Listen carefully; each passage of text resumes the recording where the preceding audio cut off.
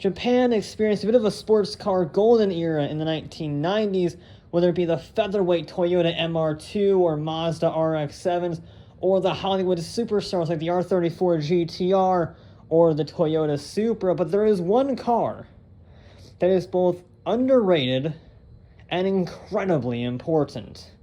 Not necessarily because it was faster than them, but because it was one of the most advanced cars on the road since the Porsche 959.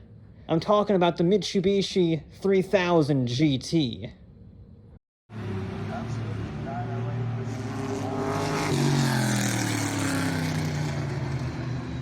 In the late 1980s, Japan's auto industry was booming. Not only were sales excellent, but the cars got faster and more technologically advanced. Everybody had a sports car, except Mitsubishi. So they decided to remedy that in 1989 and create a car to rival the Nissan 300Z, Subaru SVX, and Toyota Supra.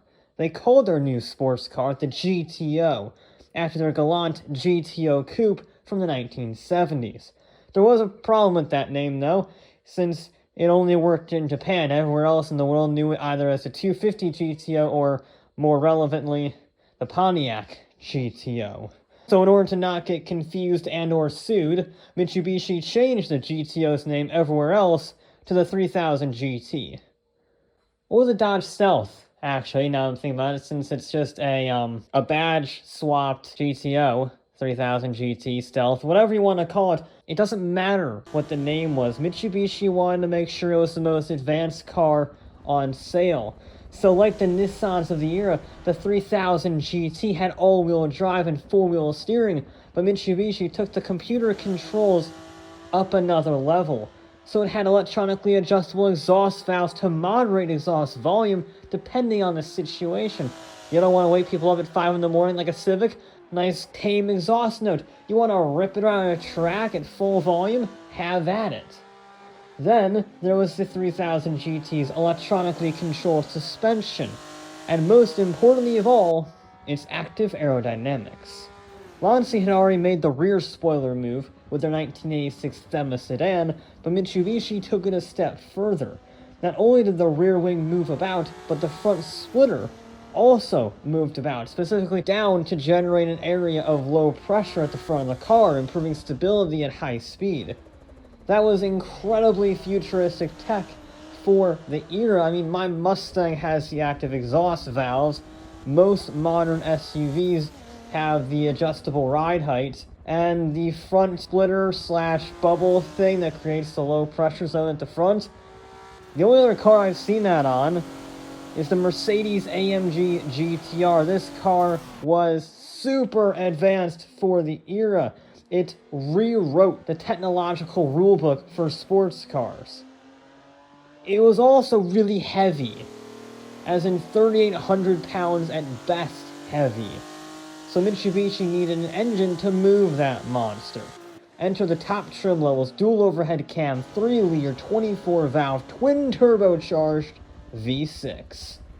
The VR4 trim made 300 horsepower and 308 torque unless you lived in Japan, where it made 300 horsepower. Mitsubishi simply lied and said it made 276.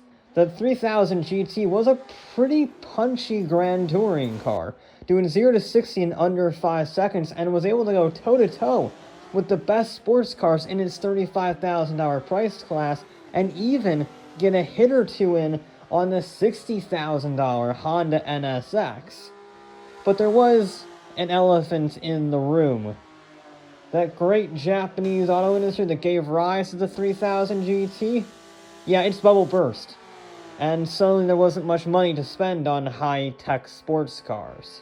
But Mitsubishi didn't really seem to care, with a new refresh in 1994, which gave it a new 6-speed manual gearbox, bigger tires, a new engine tune to increase the horsepower to 320, and it got better brakes to reduce fading problems that plagued the first years.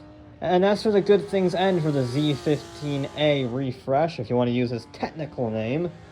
Because, yeah, sure, a Spider version was added, but that brought the weight up to 2.1 tons.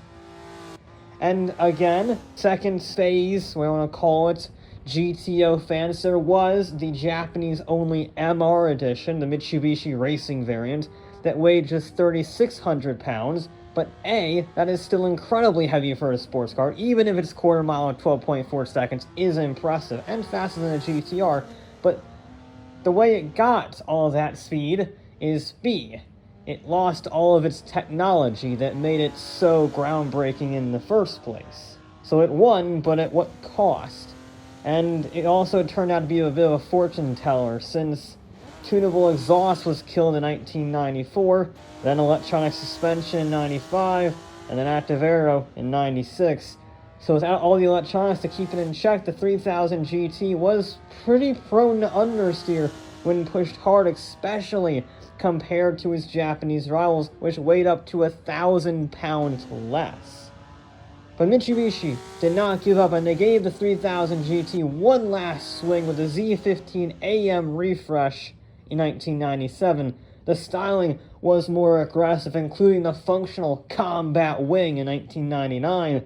And to be honest, as much as I loved the first few years with its incredible technology, I think the third refresh looks the best. It's got still the smooth styling of the 90s Japanese market, but it's also a little bit more aggressive, and it just looks amazing.